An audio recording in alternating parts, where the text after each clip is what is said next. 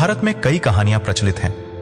ये कहानियां अद्भुत रहस्यों से भरी हैं, जिनमें से कुछ पर यकीन करना बेहद मुश्किल है, लेकिन कई कहानियां ऐसी हैं जो अपनी सच्चाई बयां करती हैं। आज हम आपको एक ऐसे ही महाभारत कालीन रहस्यमय व्यक्ति के बारे में बताएंगे जो पिछले 5000 सालों से जीवित है। उसे के पहले चैनल को सब्सक्राइब करें, वीडियो को लाइक करें और ज्यादा से ज्यादा शेयर करें। तो चलिए बढ़ते वीडियो की ओर। तो हम बात कर रहे हैं अश्वत्थामा की, जो आज भी समय समय पर अपने होने का संकेत हमें देता है।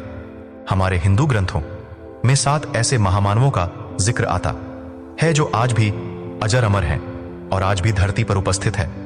अश्वत्थामा उन्हीं में से एक है। जी हां, अश्वत्थामा आज भी जिंदा है।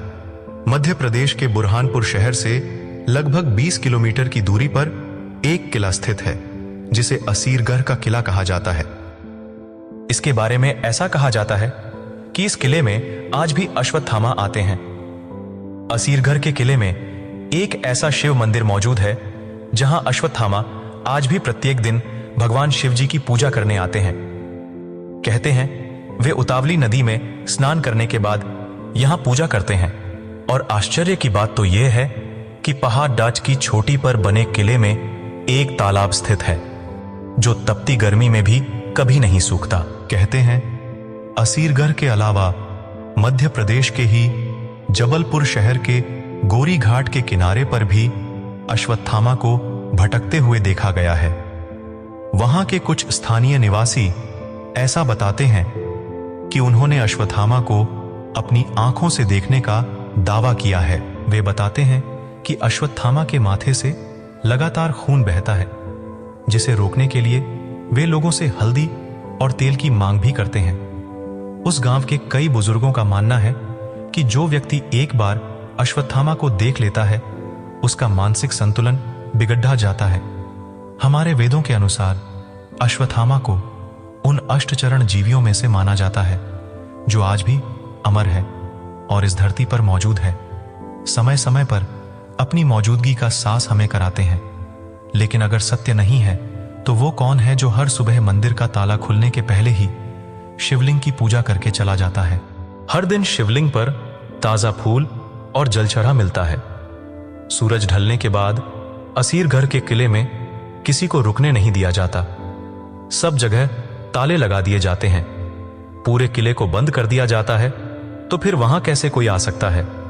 यह भी संभव है कि जब किसी के पास दिव्य शक्तियां हों।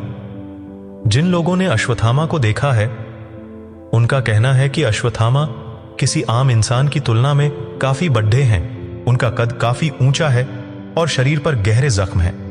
वे कोढ़ रोग से ग्रसित हैं। उनके माथे से लगातार खून बहता है। ऐसा कहा जाता है कि घाव महाभारत के समय के हैं।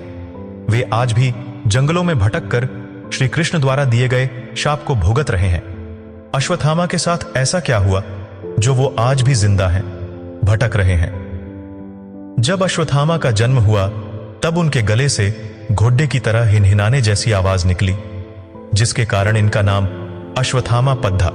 जन्म से ही अश्वत्थामा के माथे पर एक अमूल्य मणि विद्यमान था जो निदैत्य देवताओं से निर्भीक रखता था। महाभारत के युद्ध में अश्वत्थामा ने अपने पिता गुरु द्रोणाचार्य की भांति कौरवों के साथ दिया। अश्वत्थामा एक वीर योद्धा था जिसने महाभारत के समय युद्ध में अपना पराक्रम दिखाया, जिससे पांडव हारने लगे। अश्वत्थामा ब्रह्मा छोड़ना तो जानता था, लेकिन लौटाना नहीं। इसलिए इसे रोकने के लिए अश्वत्थामा ने ब्रह्मास्त्र को अभिमन्यु की पत्नी उत्तरा के गर्भ की ओर मोड़ दिया। अबोध बालकों और स्त्रियों की हत्या हो गई, जिसे श्री कृष्ण ने क्रोध में आकर अश्वत्थामा के माथे पर लगा मणि निकाल लिया और कलयुग के अंत तक उन्हें पृथ्वी पर भटकने का श्राप दिया। मणि निकल जाने से अश्वत्थामा की सारी शक्तियां चली गईं। कहते हैं तब से लेकर अब तक अश्वत्थामा के माथे से लगातार खून बह रहा है।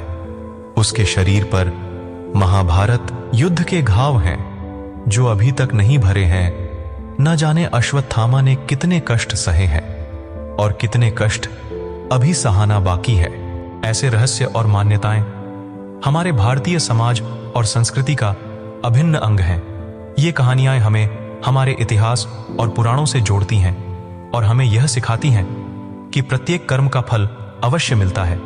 अश्वत्थामा की कथा हमें यह भी याद दिलाती है कि चाहे समय कितना भी बीत जाए, कुछ पाप ऐसे होते हैं जिनका दंड सदा मिलता है।